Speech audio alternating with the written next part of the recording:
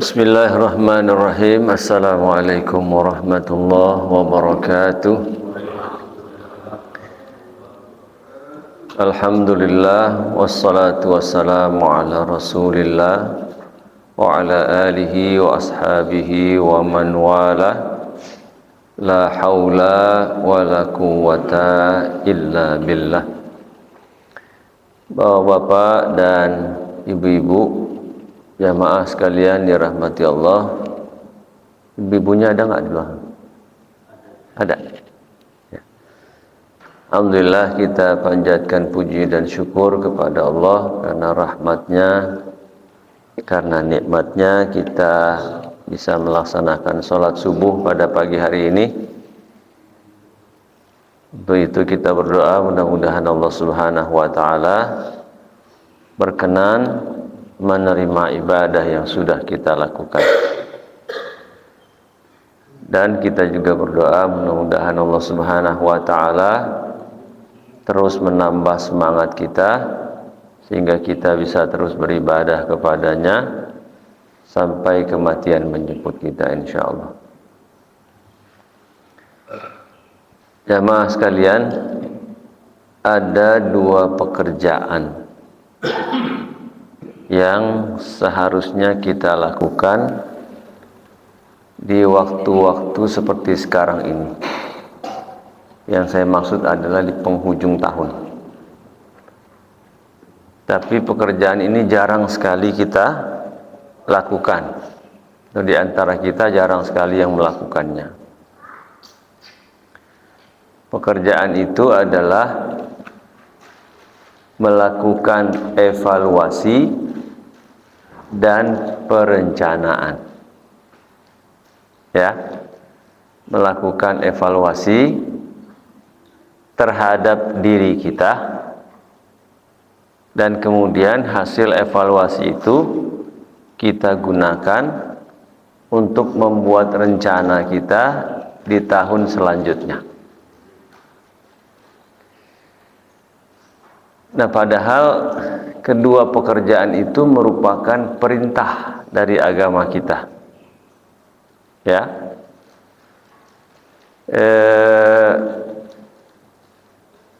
perintah melakukan evaluasi di dalam Al-Quran memang tidak ada yang eksplisit. Ya, yang ada yang eksplisit di dalam Al-Quran itu perintah melakukan perencanaan. Nah, tapi antara perencanaan dengan evaluasi dia kan seperti dua mata uang yang tidak bisa dipisahkan. Ketika ada perencanaan, pastilah ada evaluasi. Ya. Nah, sekalipun begitu juga dalam ungkapan yang lain banyak. Ya, misalnya Amirul Mukminin Umar bin Khattab radhiyallahu anhu pernah mengatakan, hasibu anfusakum qabla an tuhasabu. Hitunglah diri kalian sebelum Allah yang menghitung kalian. Ya, hisablah diri kalian sebelum Allah yang menghisab kalian. Jadi sesungguhnya dua-duanya juga ada perintahnya, baik perintah evaluasi maupun perintah untuk melakukan perencanaan. Dan Bapak Ibu semua, ketika kita mendengar kata perencanaan, maka biasanya yang terbayang itu adalah lembaga, institusi, kantor, ya kan? Kalau di pemerintah daerah ada namanya Bapeda, Badan Perencanaan Pembangunan Daerah. Bapeda kota, kabupaten, Bapeda provinsi.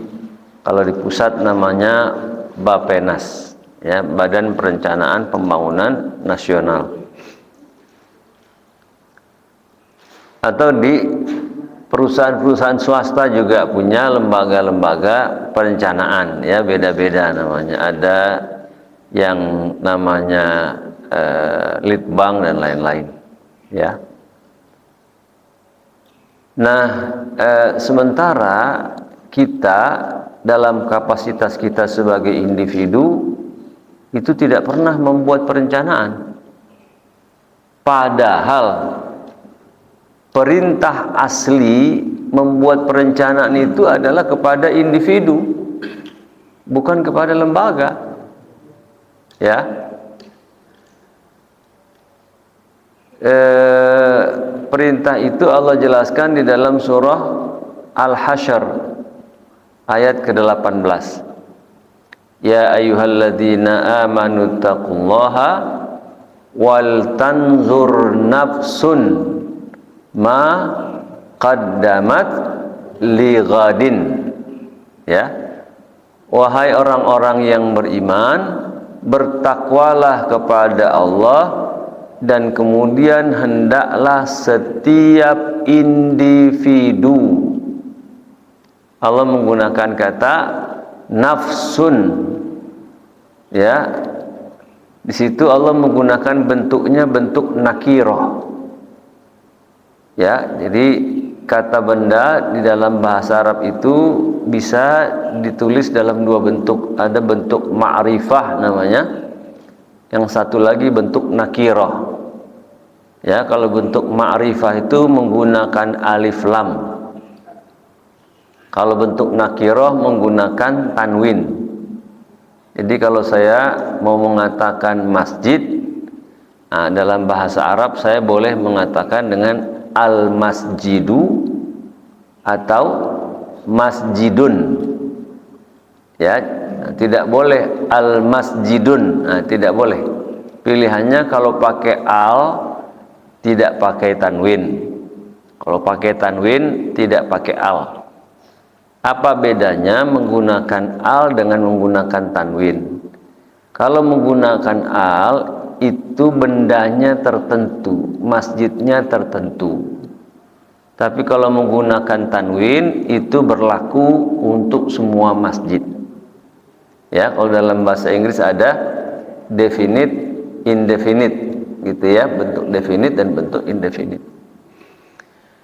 Nah, di dalam ayat itu Allah menggunakan bentuknya tanwin. Ya ayyuhalladzina amanu taqullaha wal tanzur nafsun.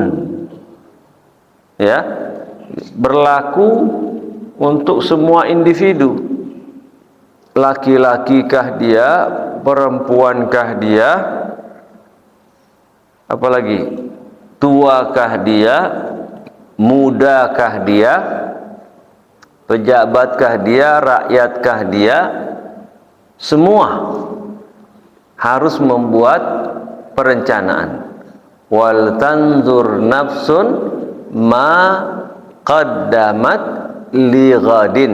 Hendaklah setiap individu memperhatikan apa yang akan dia lakukan atau apa yang telah dia lakukan untuk hari esoknya.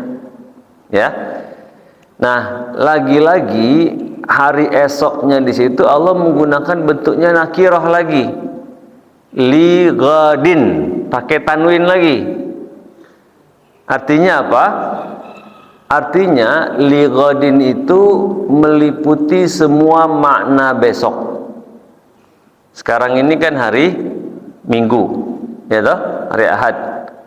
Berarti ghadin di situ bisa berarti hari Senin, bisa berarti minggu depan, bisa berarti tahun depan, bisa berarti setelah kita pensiun, bisa berarti setelah kita mati. Jadi bentuk tanwin itu dia umum. Di situ meliputi semua makna besok. Ya. Wal tanzur nafsun ma qaddamat li ghadin. Hendaklah setiap individu ya memperhatikan apa yang sudah dilakukannya untuk hari esoknya. Ya. Jadi perintahnya aslinya adalah kepada individu, bukan kepada lembaga. Lembaga itu hanya konsekuensi logis saja. Kalau individu diperintahkan membuat rencana, maka lembaga itu lebih-lebih lagi, karena lembaga kan mengelola orang banyak. Ya, misalnya masjid. Nah, masjid kita sudah belum buat rencana kerja tahun 2026. Ya, mau ngapain kita 2026 gitu. Ya. Nah, jadi sekali lagi ini pekerjaan yang sangat jarang dilakukan oleh setiap kita secara dalam kapasitas kita sebagai individu. Nah, oleh karena itu kita sekarang ini kan berada di tanggal 28 ya, 28 Desember. Ayo kita buat rencana ya, atau kalau yang sudah dulu membuat rencana, kita evaluasi dulu mana-mana dari rencana yang sudah kita rencanakan tahun 2025 yang tercapai dan tidak tercapai. Ya, kalau tercapai kenapa? Apakah targetnya terlalu rendah? Kalau tidak tercapai juga kenapa? Ya, ataukah targetnya terlalu tinggi atau karena sebab yang lain? Nah, kemudian hasil perencanaan itu, hasil evaluasi itu kita jadikan bahan untuk membuat rencana di tahun 2026. Ya. Nah, jamaah sekalian, kenapa sih kita harus membuat rencana? Ya. Banyak sekali alasannya. Salah satu di antaranya adalah karena waktu kita di dunia ini sangatlah singkat. Ya. Sebentar. Bahwa umur umat Nabi Muhammad itu rata-rata antara 60 sampai 70 tahun. Baina sittin wasab'in. Ya. Ya, sekarang umur kita berapa Bapak Ibu, jawab sendirilah ya. Baina sittin wasab'in. Ya, orang Depok dapat bonus lumayan. Rata-rata orang Depok umurnya 75. Angka harapan hidupnya 75. Tapi jangan lupa bahwa 75 itu adalah umur biologis kita. Ya. Atau umur administratif kita. Kita lahir tanggal berapa, dicatat orang, dibuatkan akte kelahiran. Nanti kita meninggal tanggal berapa, dicatat orang, dibuatkan akte kematian. Nah, itu 75. Ya. Tapi efektifnya kita di dunia ini paling-paling cuma 15 sampai 20 tahun. Itulah aslinya, realnya umur kita di dunia cuma 15 sampai 20 tahun. Pendek. Tidak panjang. Ya, dibandingkan umur umat terdahulu ya. Nabi Nuh misalnya kan hampir 1000 tahun umurnya. Ya.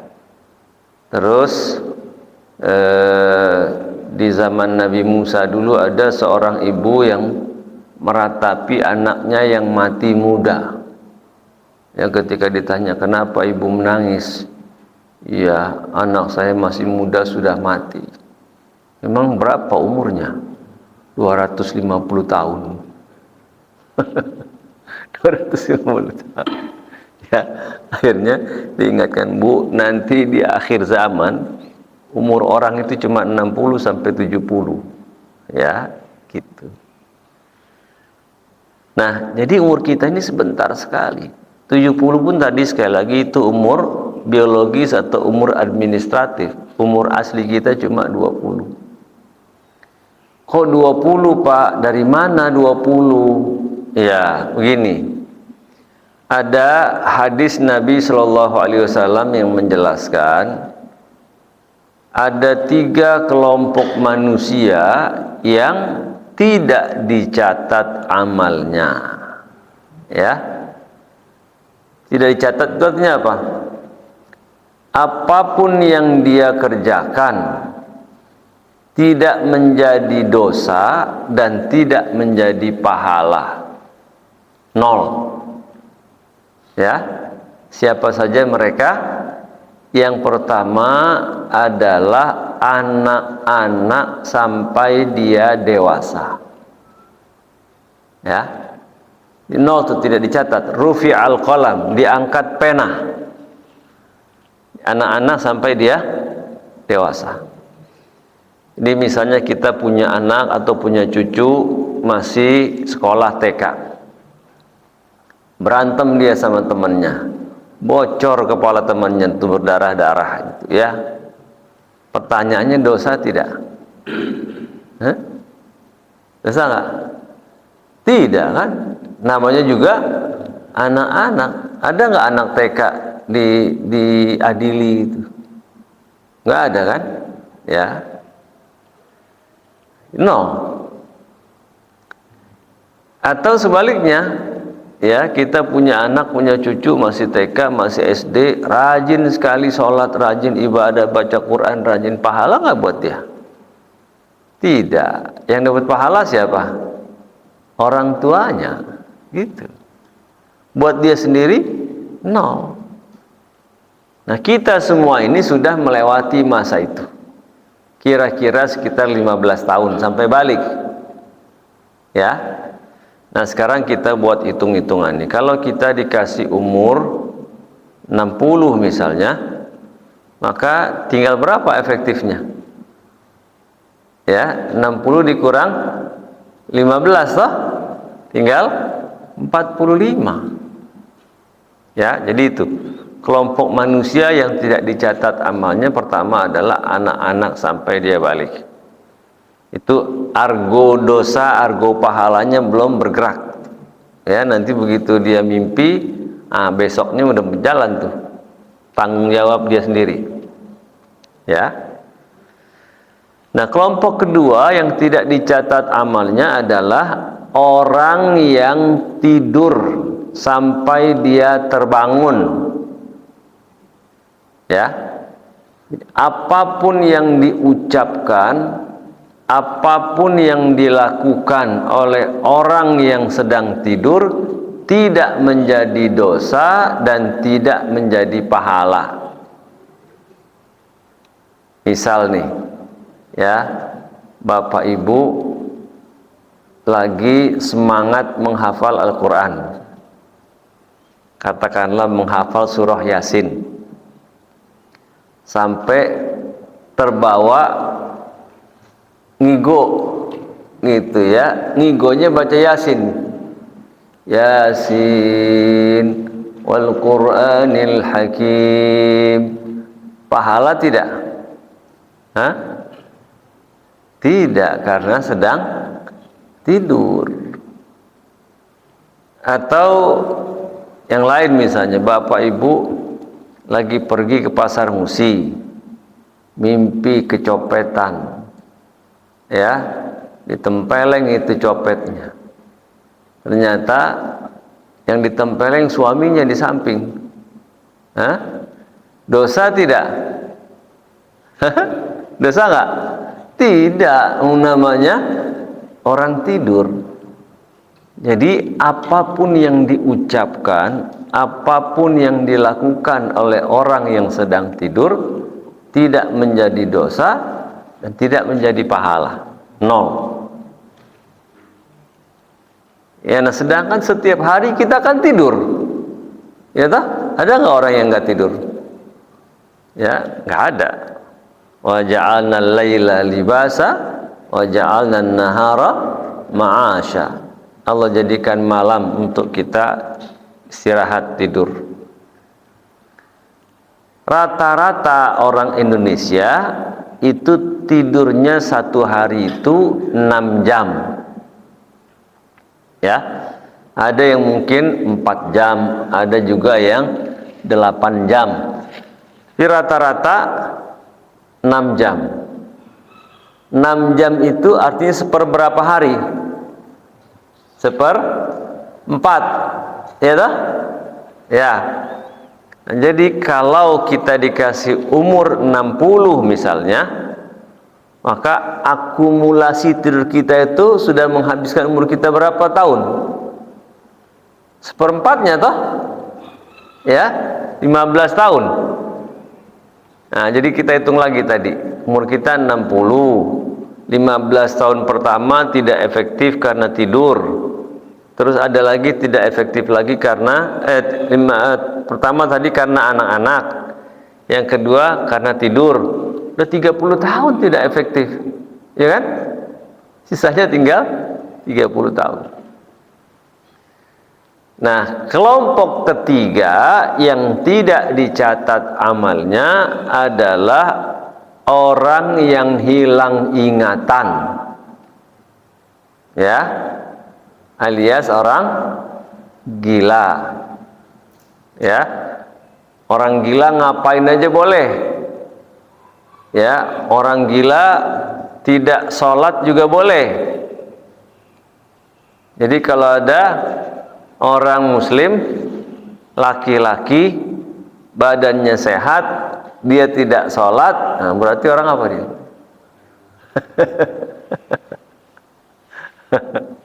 Ya, gitu. Orang gila tidak puasa juga boleh, nggak ada hukum buat dia. Ya. Nah, termasuk orang yang tidak dicatat amalnya karena hilang ingatan adalah orang yang pikun. Ya. Kita nanti makin tua kan gitu, pada pikun kan? Sudah makan minta makan lagi. Ya toh? Pergi ke masjid, pulangnya nyasar. Ya, gitu. Apa istilahnya? Alzheimer. Ya. Gitu. Ya, mudah-mudahan jangan pikun ya. Kalau supaya nggak pikun, ya otaknya harus terus digunakan. Baca Quran, baca buku, sehingga otaknya jadi terus bekerja. Ya. Nah, ulama itu tidak ada yang pikun. Ulama mulai pikun, error, mati dia. Ya, kalau ada ulama pikun nanti dia ngeluarin fatwanya ngawur. Ya. Nah, gitu ya. Jadi dari hadis tadi katakanlah kita tidak pikun lah ya. Berarti umur kita sudah tidak efektif 30 tahun. Nah, kali ini ada lagi ini bukan hadis, ini survei saja ya.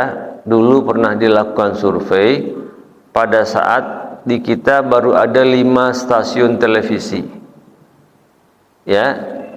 Ternyata bahwa rata-rata orang Indonesia menghabiskan waktunya 1 hari nonton televisi itu sebanyak 4 jam. Belum ada handphone. Ya. Belum ada handphone dulu. Masih baru ada 5 stasiun tuh, RCTI, Antv, TPI, SCTV lagi. Ya. TVRI itu ya. Handphone belum ada dulu. Itu 4 jam sehari kita menghabiskan waktu. 4 jam itu artinya seperberapa hari? Ya, seper-6 toh? Jadi kalau Allah kasih umur kita 60, maka akumulasi nonton televisi kita itu sudah menghabiskan umur kita berapa tahun? 60 bagi 6, 10 tahun tuh. Ya. Jadi coba tuh, tadi 15 tahun pertama tidak efektif karena anak-anak, 15 tahun kedua tidak efektif karena tidur, 10 tahun tidak efektif karena nonton televisi dan main handphone. Ya, kalau sekarang nonton televisinya berkurang tapi gantinya handphone. Iya toh? Ya. Semua orang komen di WhatsApp grup dibalas gitu. Ya. Nah, jadi dengan begitu umur kita tinggal berapa? 20 toh? Ya. Nah, kalau kita menghadap Allah Subhanahu wa taala nanti hanya dengan bekal 20 tahun, maka bisa dipastikan kita gagal. Pasti gagal.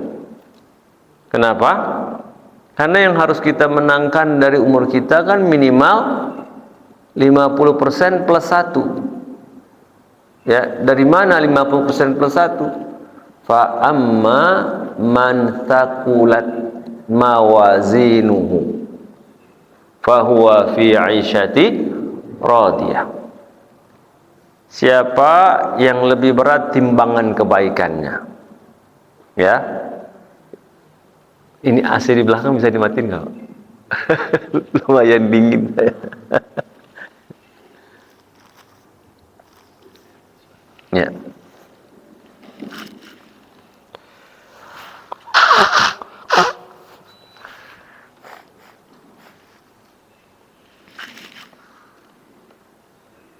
Masih cukup dingin kan yang lain kan?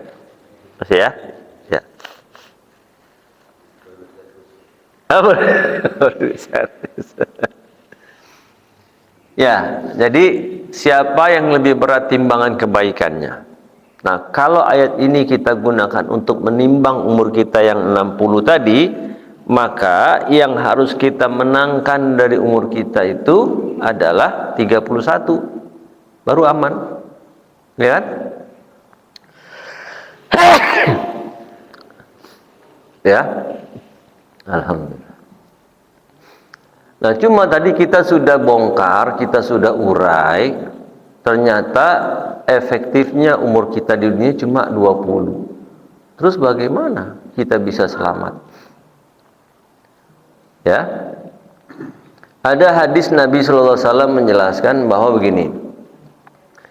Tidak akan bergeser, tidak akan bergerak kedua kaki seorang hamba pada hari kiamat nanti sebelum dia menjawab 4 pertanyaan.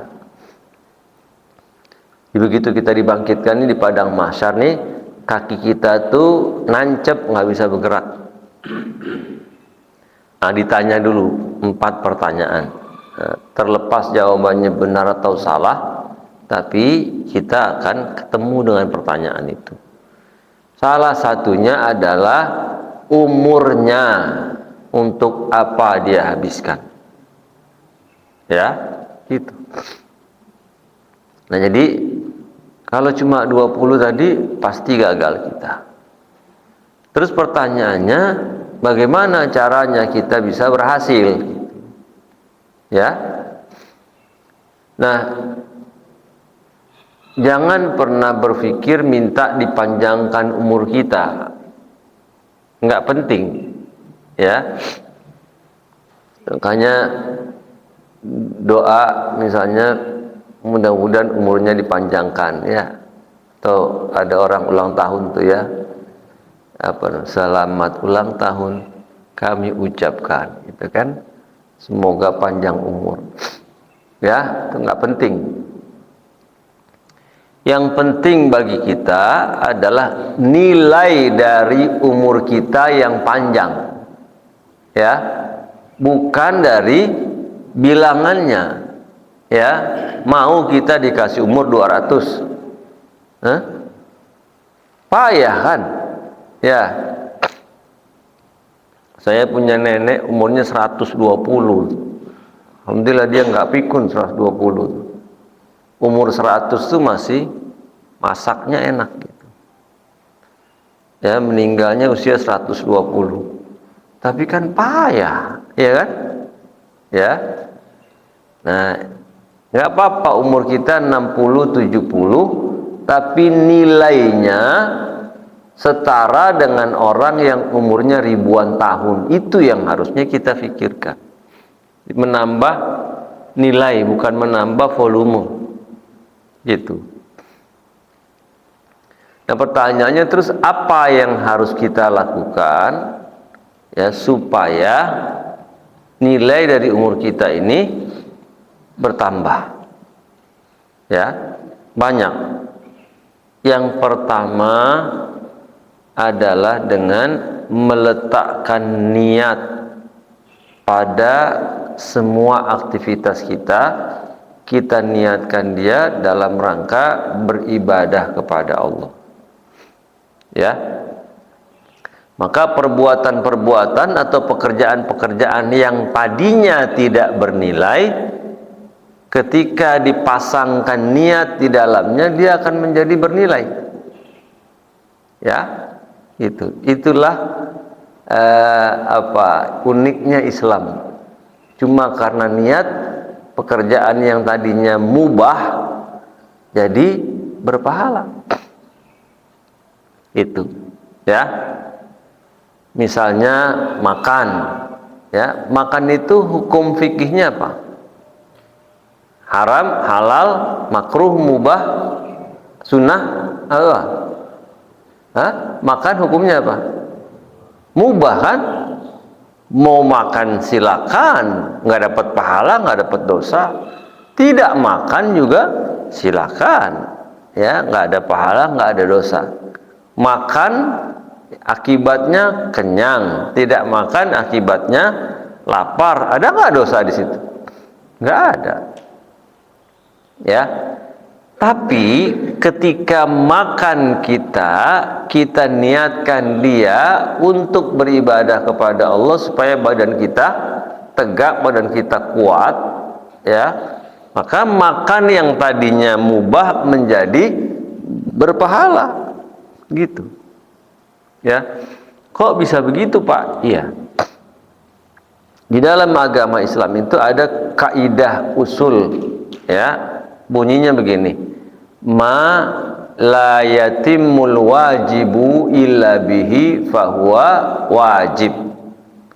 Ya, artinya gini, apabila ada sebuah pekerjaan yang menjadi tidak sempurna karena pekerjaan lain, maka pekerjaan itu menjadi wajib. Contoh, ya, ini kan bulan Desember ini musim hujan nih. Ya, atap masjid kita bocor. Atap masjid kita bocor.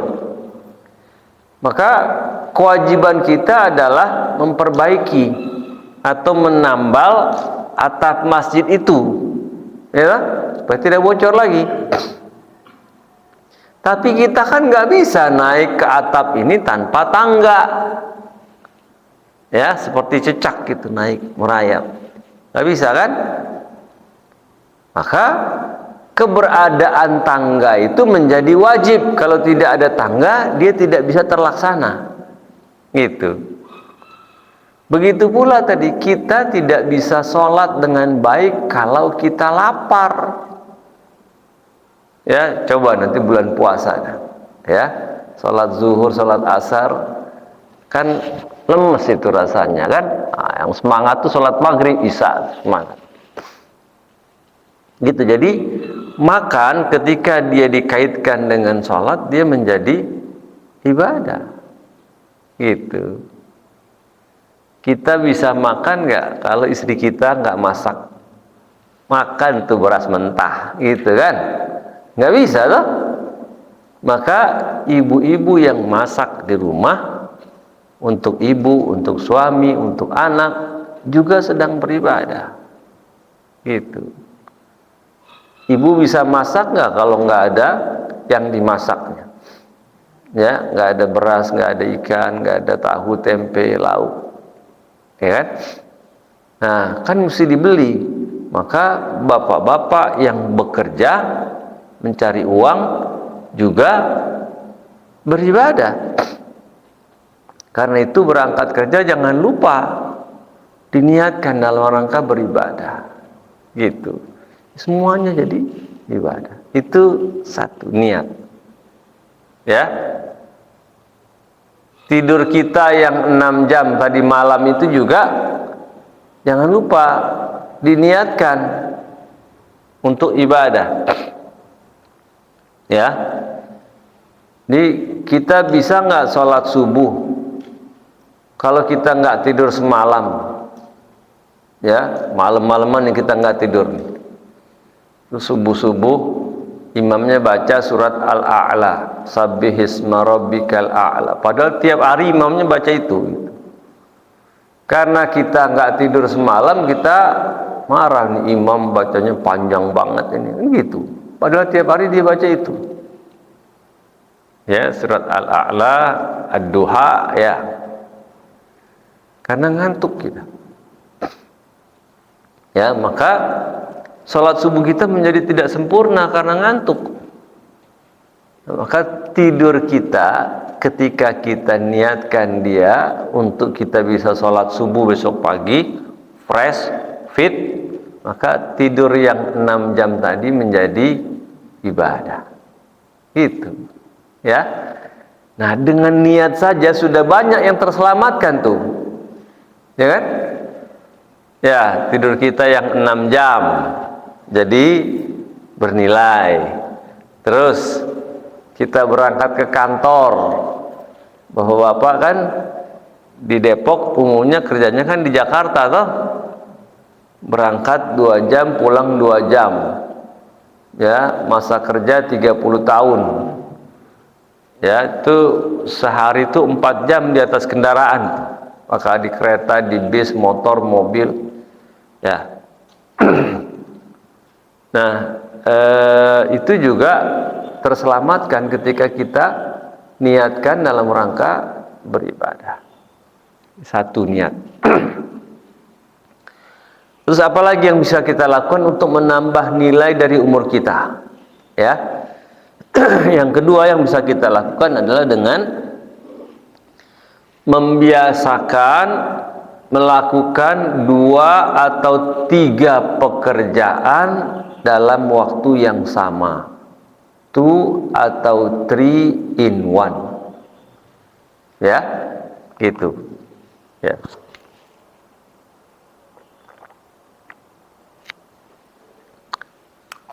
Contohnya apa, Pak? Nah, begini. Tadi ibu-ibu yang masak di dapur itu kan juga ibu beribadah toh tadi kan. Kita tidak bisa sholat kalau tidak makan. Kita tidak bisa makan kalau tidak dimasak. Maka makan dan masak ketika dikaitkan dengan sholat dia menjadi ibadah. Ya. Nah, pada saat ibu sedang masak, apa yang bekerja dari badan kita? Kaki untuk berdiri toh, terus tangan untuk ngaduk-ngaduk masakan toh, apalagi mata melihat udah matang belum nih, kan gitu. Mulut kita udah bekerja belum? Belum. Telinga kita udah bekerja belum? Belum. Ya, nah kenapa tidak sembari masak sembari berzikir?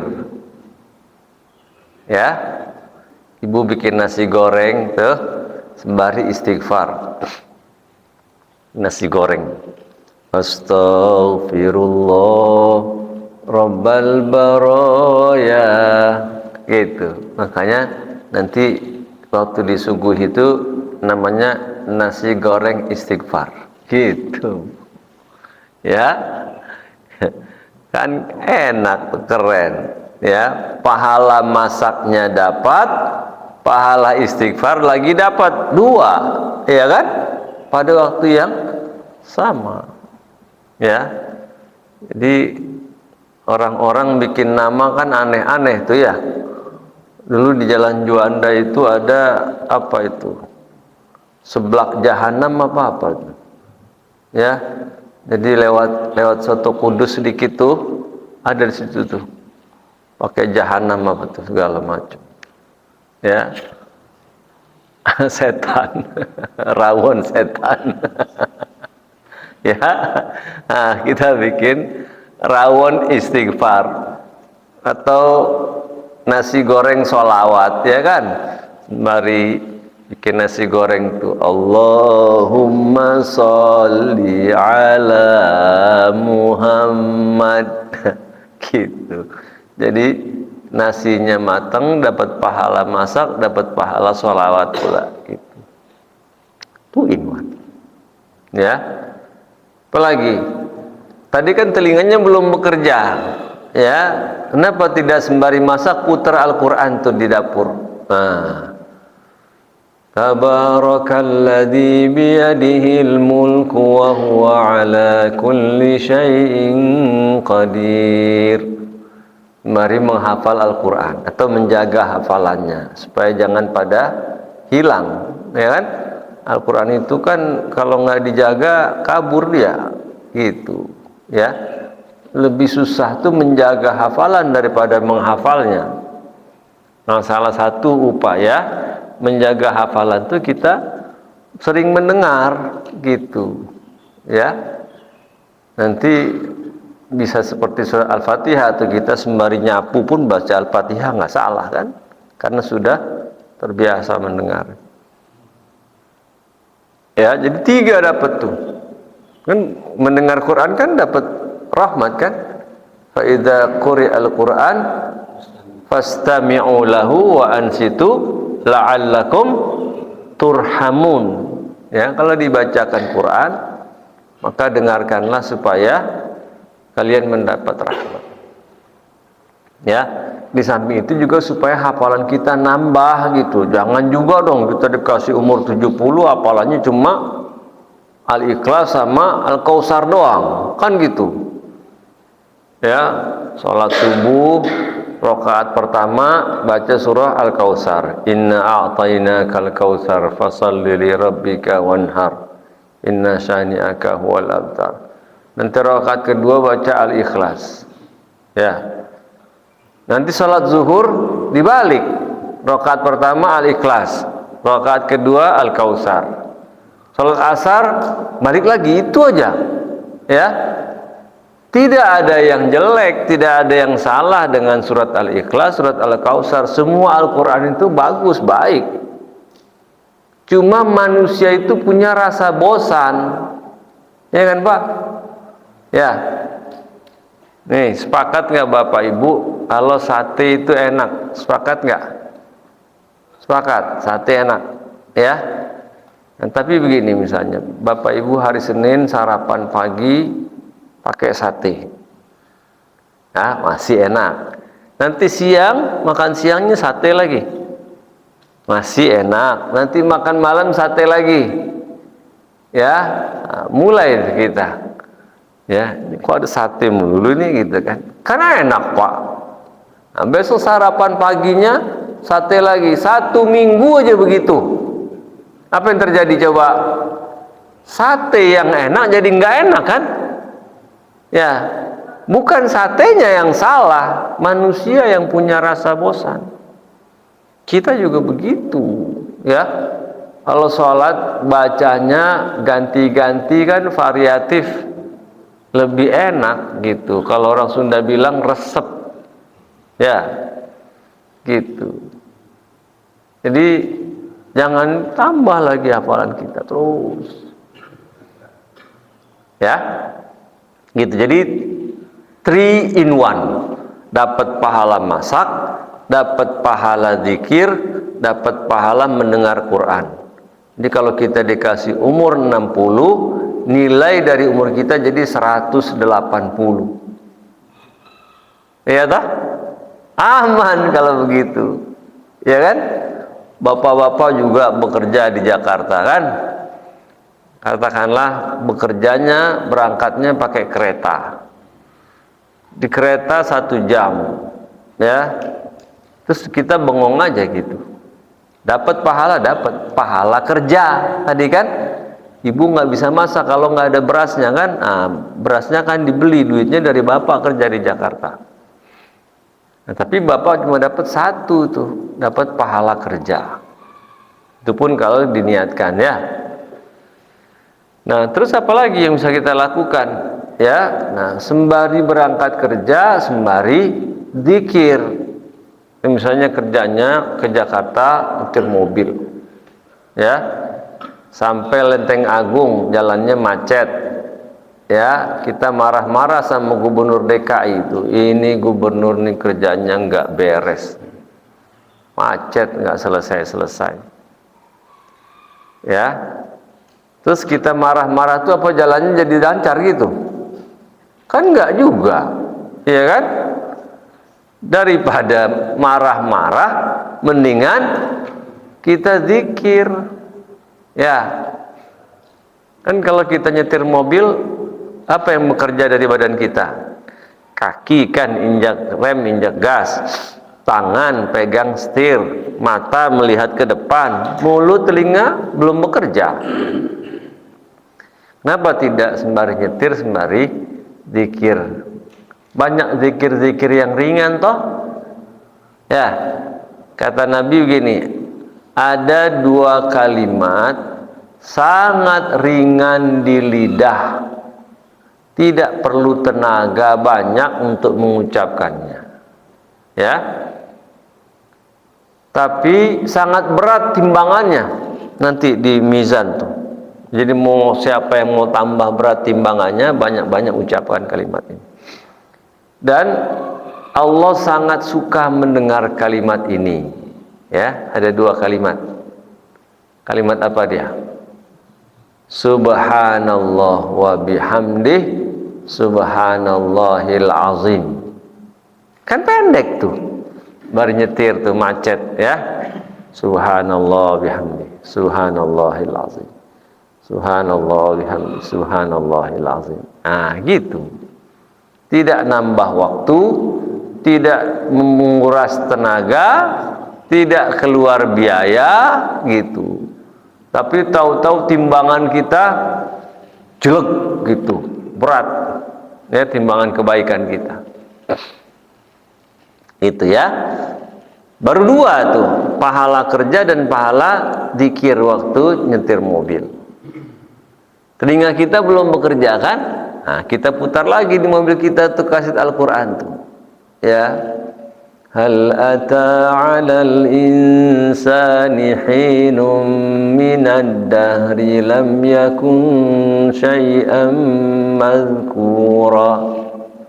Gitu, dapat lagi pahala mendengar Al-Qur'an. Gitu, ya.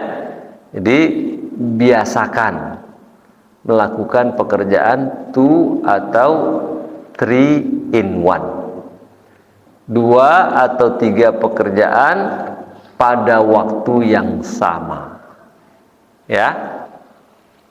Terus apa lagi yang bisa kita lakukan supaya nilai dari umur kita tambah panjang, ya?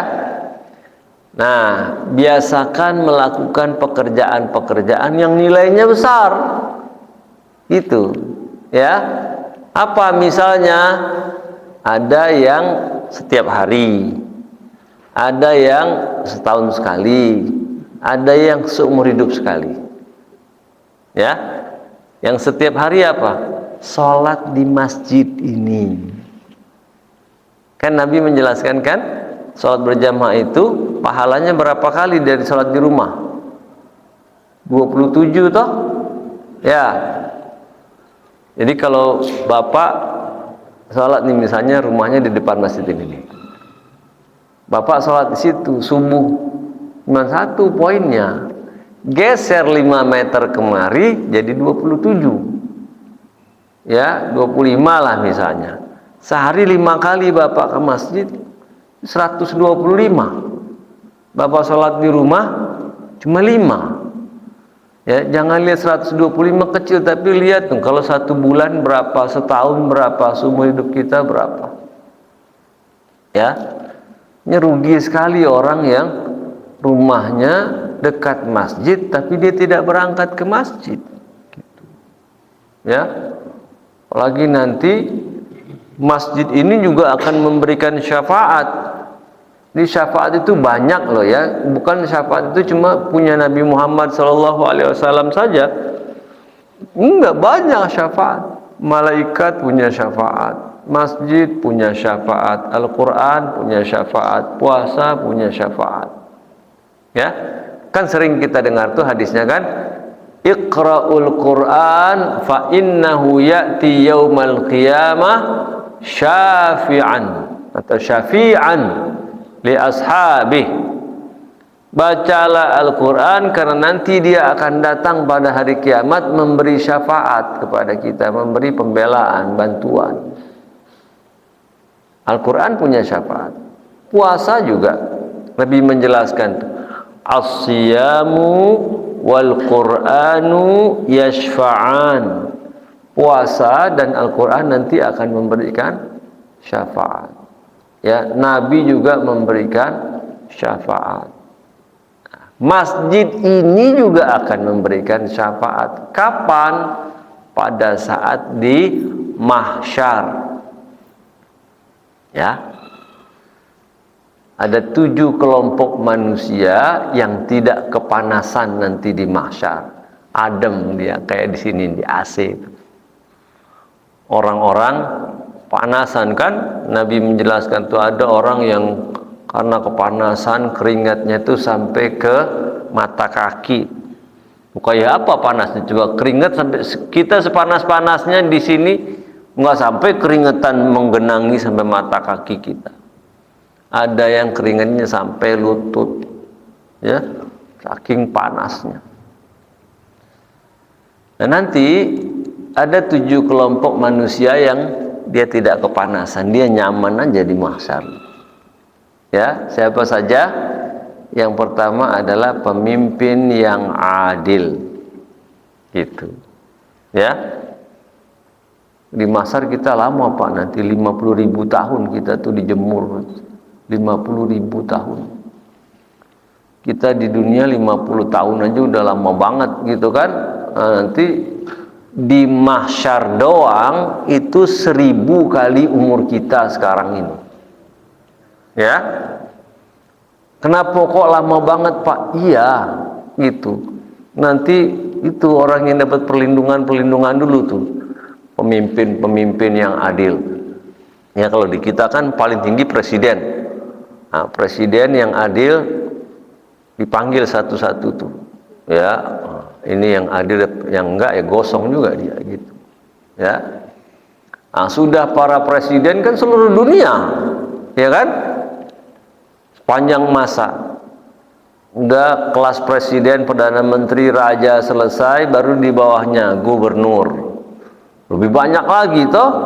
Indonesia kan presidennya 1, gubernurnya 38. Negara lain juga begitu. Sudah gubernur selesai, baru turun lagi bupati, wali kota. Lebih banyak lagi tuh. Makanya lama kita nunggu tuh. Udah bupati, wali kota selesai, siapa lagi? Camat, ya kan? Tapi camat kan ditunjuk Pak, nggak ada urusan, tapi dia pemimpin. Ya, udah camat selesai, lurah, udah selesai lurah, dapat perlindungan Pak nanti di mahsyar Pak. Ya, sudah RW siapa lagi? RT, ada nggak Pak RT di sini? Hah? Nggak ada. Ada. RT. Iya, jadi berbahagia Pak RT, Pak RW. Pertahankan Pak sampai mati, jangan kasih orang. Bapak dapat perlindungan nanti di mahsyar itu. Iya. Di sini kalau pemilihan kan pada itu ya, pada mundur ya, pada kabur, pura-pura belanja ke Margonda, ya biar nggak dipilih. Bis jadi RT, jadi RW nggak ada duitnya, dikomplain warga doang ya, RW ya, gitu. Ya nggak apa-apa, dikomplain warga, nanti dapat perlindungan di mahsyar, warganya baru dulu kamu mau jadi RW malah pergi gitu kan, ya. Sekarang baru gitu, apa-apa. Nah, yang pertama jadi pemimpin yang adil. Yang kedua siapa? Ya, ini nih, anak-anak ini nih, anak-anak yang tumbuh dalam ketaatan kepada Allah. Ya, rasanya 2 poin ini kita nggak masuk nih. Ya, terus siapa lagi yang ketiga? Ya, rajulun qalbuhu mu'allakun bil masajid. Orang yang hatinya nempel dengan masjid. Mu'allaq, rajulun, laki-laki atau orang, qalbuhu, jiwanya, hatinya, mu'allaq. Mu'allaq itu nempel. Iqra bismi rabbikal ladzi khalaq, khalaqal insana min 'alaq. Alaq itu artinya bukan segumpal darah, arti aslinya nempel. Jam dinding tuh mu'allaq tuh. AC, kipas angin tuh mu'allaq. Orang yang hatinya tertambat dengan masjid. Gitu. Ya, maka nanti banyak orang yang di mahsyar tuh kepanasan gitu. Nyari-nyari dia Masjid Istiqomah. Oh, itu dia. Masjid kita tuh, RW 9 Al Istiqomah. Ayo kita datang. Ya. Begitu datang Masjid Istiqomah tanya, "Mohon maaf, dengan siapa ya?" "Loh, saya warga RW 9. Masa dulu saya panggil kamu subuh-subuh kamu bilang ngantuk. Ya kan? Ya, saya panggil kamu zuhur lagi tidur siang. Saya panggil kamu asar lagi cuci mobil. Saya panggil kamu maghrib isya lagi belanja di mall." Gitu. Ya. Rugi sekali kita, rumah dekat dengan masjid tapi tidak datang ke masjid. Ya. Sedangkan para sahabat Nabi dulu, Pak, saya pernah cerita tuh di sini. Ada sahabat Nabi namanya Sya'ban. Ya. Dia itu kalau sholat subuh berangkatnya 3 jam. Dari rumah ke masjid itu 3 jam. Ya. Dan ketahuannya itu gara-gara dia meninggal. Dia setiap kali sholat subuh itu di saf pertama pojok sebelah kanan tempat Pak Rohani, Masjid Nabawi. Jadi kalau Bapak nanti pergi umroh atau pergi haji, ya, ketika Bapak ke Masjid Nabawi, coba Bapak atau Ibu ke saf pertama paling kanan. Bapak duduk di situ, itu tempat duduknya Sya'ban dulu. Setiap hari dia sholat di situ, ya, tiap hari. Ya, sampai semua orang hafal dan orang nggak ada yang mau duduk situ, itu tempatnya Sya'ban itu. Ya. Nah, satu pagi dia tidak ada. Nabi itu kalau sholat subuh gini, Pak. Jadi azan subuh, Nabi sholat sunnahnya itu di rumah beliau. Kan rumahnya nempel tuh. Yang sekarang jadi kuburan beliau, Raudhah. Kita kan masuk dari Babu Salam, terus sholat di Raudhah. Nah, keluarnya itu pasti lewat kuburannya Nabi itu bertiga kan. Nabi SAW, Abu Bakar Siddiq, Umar bin Khattab itu di kuburnya bertiga di situ.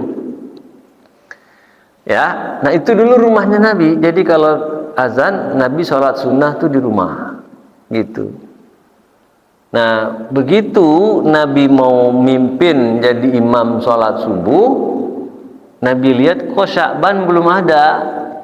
Akhirnya Nabi zikir dulu, zikir lagi, subhanallah, bihamdi, subhanallahil azim, gitu kan. Udah lama zikir, Nabi tengok lagi kok Sya'ban belum ada juga, gitu. Nabi zikir lagi. Nah, tapi karena harinya sudah hampir siang, akhirnya Nabi mulai sholat subuh. Nah, selesai sholat subuh, Nabi balik menghadap jamaah. Itu sunnahnya begitu.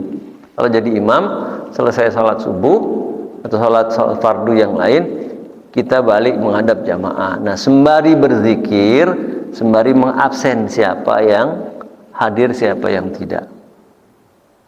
Nah, kemudian Nabi tanya, siapa yang tahu kenapa Sya'ban tidak hadir pagi ini?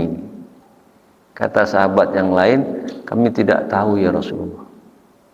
Kemudian Nabi tanya lagi, siapa di antara kalian yang tahu di mana rumah Sya'ban? Ada sahabat, kalau rumahnya saya tahu ya Rasulullah. Kata Nabi, kalau gitu antar aku ke rumah Sya'ban. Ya, tadi kita azan subuh jam berapa? Atau selesai sholat jam berapa? Kan subuh jam 4.18 tadi ya. Saya dengar ya, saya lihat tadi 4.18. Katakanlah jam 5 lah ya. Nah, selesai jam 5 lah. Nah, jam 5 pagi Nabi didampingi beberapa sahabat pergi berkunjung ke rumah Sya'ban. Tahu Pak, sampai di rumah Sya'ban itu jam berapa? Matahari sudah tinggi Pak. Jam 8. Berarti kan 3 jam.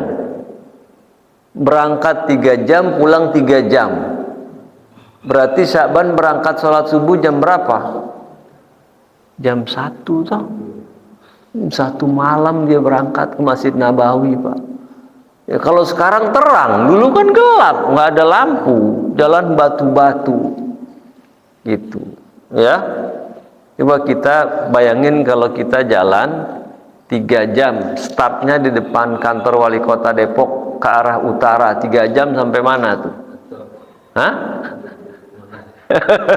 Kalau yang masih muda sampai Monas kali. Kalau kita yang udah tua-tua, paling nggak pancorannya sampai ya 3 jam ya Pak. Ya walaupun udah tua juga. Ya. Nah coba bayangin, kalau di Depok tidak ada masjid, baru ada di pancoran sana. Mau berangkat nggak kita? Hah? Ini masih cuma belasan meter, tapi kita masih malas coba.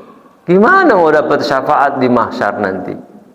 Kan gitu, ya. Harusnya kan subuh-subuh ini kan ada 400 orang yang datang kemari, warganya ada 400 kan, gitu, ya. Nah jadi kita biasakan sholat fardunya di masjid, ya, bapak-bapak, ibu-ibu tidak wajib, ya, tapi tidak dilarang juga, silakan, ya. Apalagi yang bisa menambah umur kita? Hah? Oh, belum ketemu Sya'ban. Ya, jadi Nabi tiba di rumah Sya'ban jam 8 kira-kira, matahari sudah tinggi. Nabi ketemu istrinya.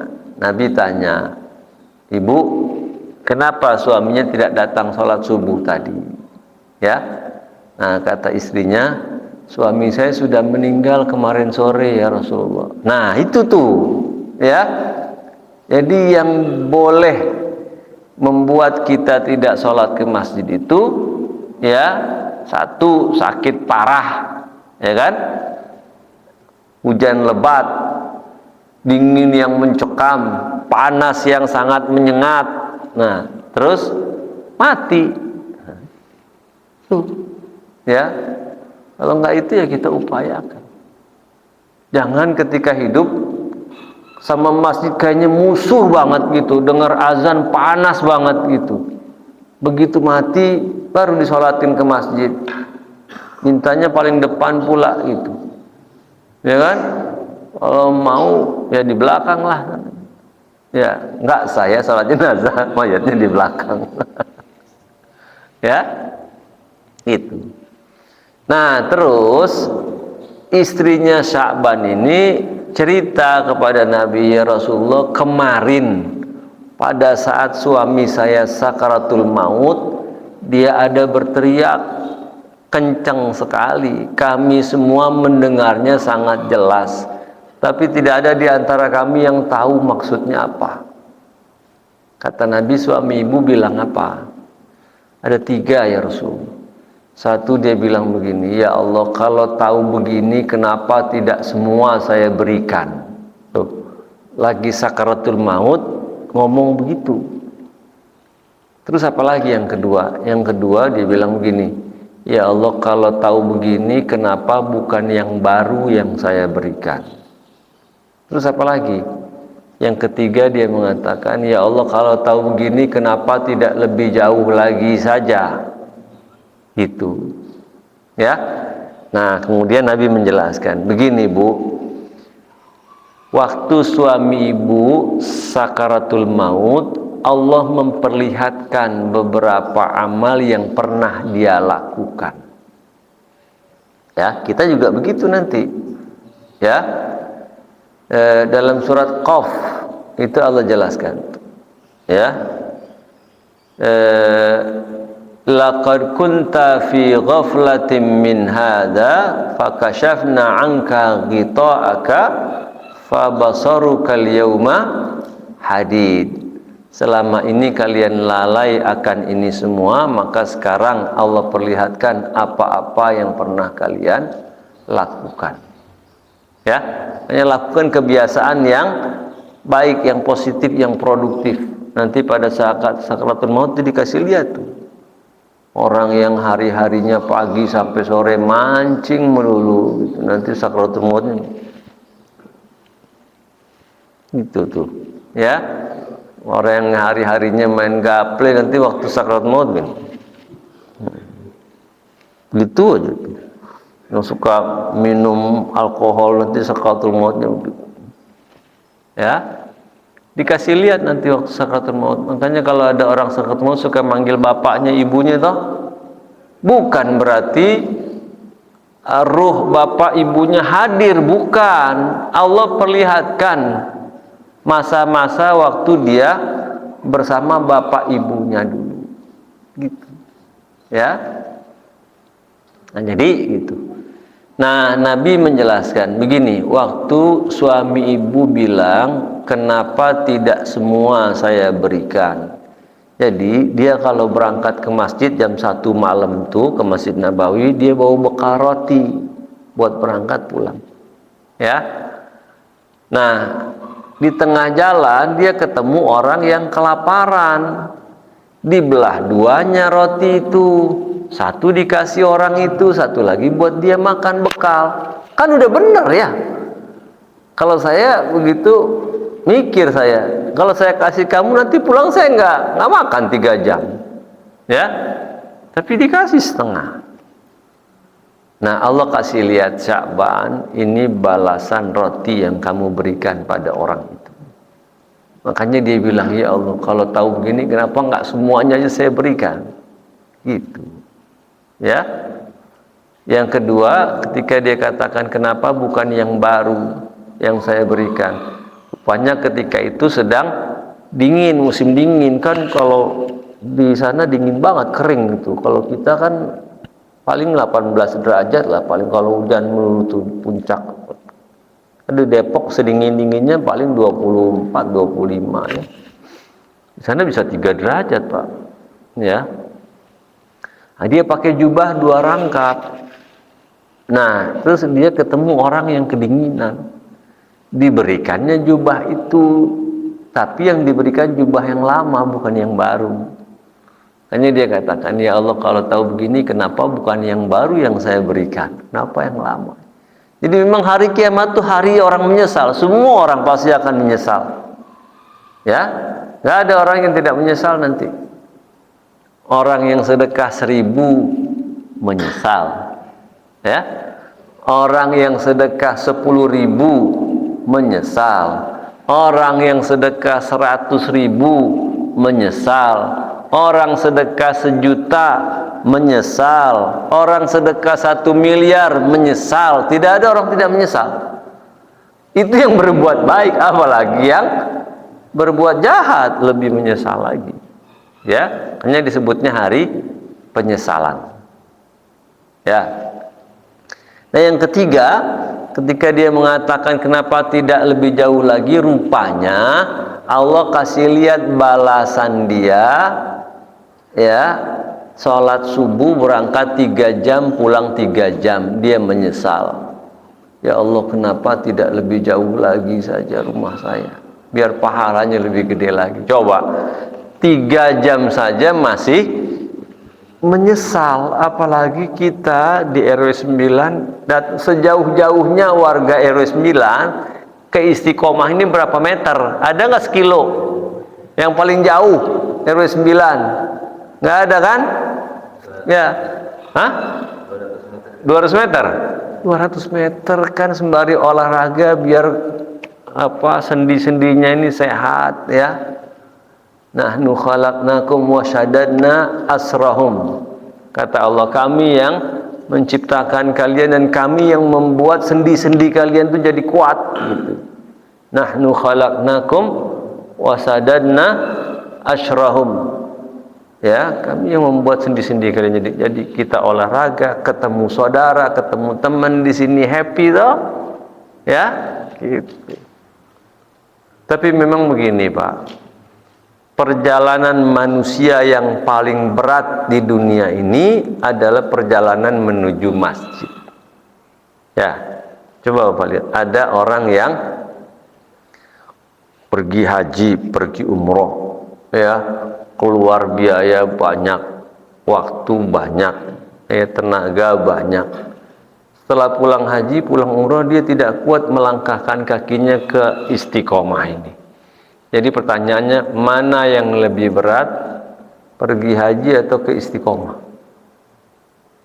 Ada orang yang ya sanggup pergi ke Amerika sana, ngambil gelar PhD, doktor. Setelah dia pulang ke Depok, dia tidak kuat melangkahkan kakinya ke istiqomah. Jadi mana yang lebih berat, ngambil gelar doktor atau ke istiqomah? Berat Pak ke masjid ini. Itu lebih berat daripada mengambil doktor, lebih berat daripada pergi haji dan pergi umroh. Hanya dikit kan yang sholat cuma 2 saf, 3 saf, berat. Itu, ya. Jadi jangan disia-siakan, ini lumayan nambah-nambah poin kita gitu. Coba kalau seumur hidup kita, gitu. Ya, oke. Terus apalagi? Ya, selain yang hari ada lagi yang tahunan. Apa? Mengoptimalkan kehadiran bulan Ramadan dan Lailatul Qadar. Ya, Ramadan itu bulan barokah. Barokah itu artinya bertambahnya nilai. Ibadah yang kita lakukan sekarang ini dengan ibadah yang kita lakukan di bulan Ramadan itu beda nilainya. Ya, berkah. Berkah itu ada waktu berkah, ada tempat berkah. Tempat berkah itu Masjidil Haram, Masjid Nabawi, Masjid Al-Aqsa. Ya, waktu berkah itu diantaranya masjid ini juga tempat berkah. Waktu berkah itu Ramadan, Lailatul Qadar. Ya, beda itu. Kan kita udah masuk bulan Rajab ya, Rajab, Sya'ban, Ramadan. Nah, siap-siap dari sekarang. Nanti mau ngapain kita di bulan Ramadan? Jangan sampai ada yang lolos. Ya. Nah, terus apa lagi? Yang seumur hidup sekali, haji atau umroh. Ya, sekali orang salat di Masjidil Haram setara dengan dia salat di masjid di Depok ini 100.000 kali. Ya, makanya banyak orang pulang haji nggak lagi ke masjid karena dia punya saldo banyak, gitu. Hah? Punya deposit banyak dia, gitu. Jangan begitu. Waktu kita berangkat haji toh jam 3 pagi kita bela-belain nguber-nguber bis sholawat toh Pak. Ya, tinggalnya di daerah mana itu? Oh, pemukiman orang Indonesia di daerah mana Pak? Hah? Masbah Jin, ya. Ya, naik bis 2 kali toh sampai Masjidil Haram. Ya, jam 3 kita lakonin. Ya, tapi ketika pulang terus kita tidak lagi. Ya jangan. Tadi kita jangan melihat cuma buku pahala kita, buku dosa kita juga mesti kita lihat. Ya. Bisa jadi kita punya deposit banyak kemudian tergerus oleh dosa-dosa kita. Ya. Nah gitu. Jadi tadi niat ya, terus membiasakan 2 atau 3 in 1. Kemudian yang ketiga, melakukan amal-amal yang nilainya besar. Yang keempat, mendidik anak kita. Tadi kita udah kehilangan waktu tuh. Waktu kita kecil kan 15 tahun tuh 0. Nah, untuk mendapatkan itu kembali, maka kita mencetak anak kita supaya jadi anak yang soleh. Ya, kita tadi kehilangan 15 tahun, terus kita punya anak 3, tiga-tiganya berhasil nih jadi anak soleh, dapat 45 tahun tuh, gitu. Ya, Nah, nanti yang kelima, kita membuat rencana terhadap umur kita, ya. Jangan kita nggak bikin rencana. Umur kita pendek. Sama dengan kita punya uang 3 juta cuma sebulan. Kan nggak mudah di Depok hidup dengan 3 juta, tidak mudah. Karena itu kita mesti rencanakan, jangan sampai cuma 3 juta terus kita belanjanya nggak jelas, habis tuh duit, ya. Gitu juga kita punya umur pendek, jangan sampai tidak direncanakan terus habis nggak jelas, ya, nongkrong sana nongkrong sini gitu, ya, habis nggak jelas. Nah, apa yang mesti kita rencanakan, insya Allah nanti kita bahas pada pertemuan berikutnya. Allahu a'lam bishawab. Ya, monggo silakan Pak Bahani.